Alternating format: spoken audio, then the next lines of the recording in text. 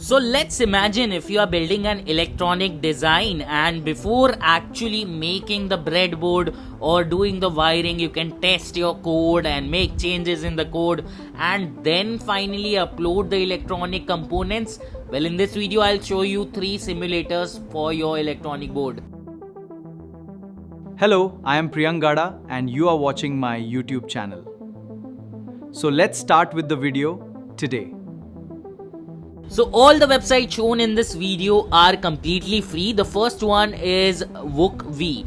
Now this is a website which has 4 major boards. It has Arduino, ESP, Raspberry Pi and STM32. So let's say if you want to create a project without signing in, you can do that on this website, and you can start with scratch or already available projects. So in case if you are planning to learn electronic, this is the simulator that I would recommend. So let's say if you want to start a new project, you can do that simply by dragging and dropping all the components in the simulator. You have an option to actually upload the code, create a readme file and work around with other details. You also get a diagram.json file, and the best part that I like about this website or the ESP simulator is you can upload libraries or custom libraries required for your project. There are tons of libraries. You can just enable or add the libraries directly, or you can add your custom library to the project.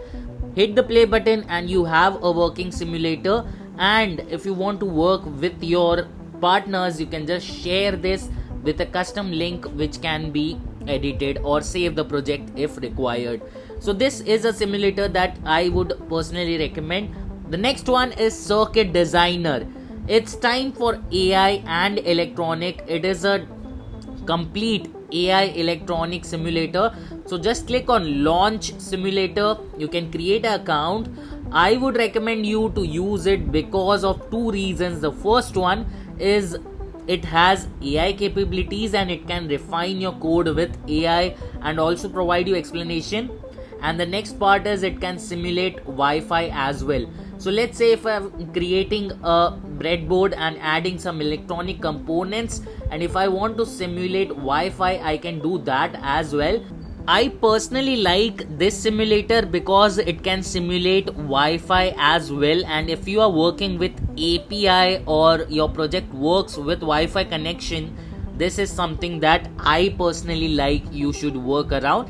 It has options to go to design, code and simulate. The best part that I like is it's time for artificial intelligence, and you can just type in auto generate code and it will generate the code. And to be honest, the simulator's AI version is really best because it actually generate the code with comments, so you can understand the code. You can directly upload the code that you have created by going to the upload section, allowing and selecting the board and the port and connecting your physical hardware, your physical Arduino or ESP board directly to the computer and uploading the code.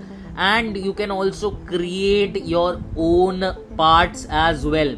So in case there are tons of selective parts available on this website, in case there is some electronic part that you want to add, you can add it in the same.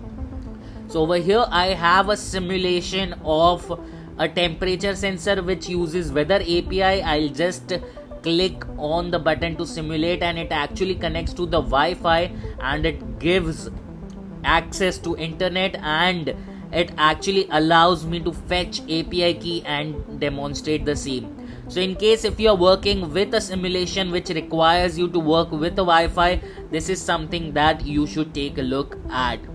Now the next simulator is something that I personally like, and the reason being it uses something that is different from all the 2 simulators.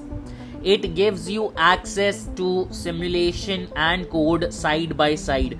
So in case if you are a programmer, if you are someone who has been programming from a long time, you know that rendering your code side by side is something that we personally love. So this simulator is something that allows you to do that. But the only problem that I faced is the second one had a Wi-Fi, but the third simulator, this simulator does not have Wi-Fi capability, and at the same time it takes time to render.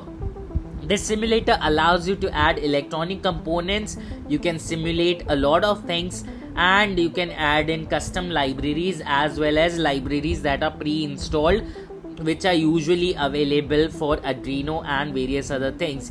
You can export the whole thing as zip, you can create a schematic image, you can sync it with GitHub, and that's the reason I like this simulator, because you can directly sync your project on GitHub and work around on GitHub. So it allows you to code and simulate the electronic components side by side.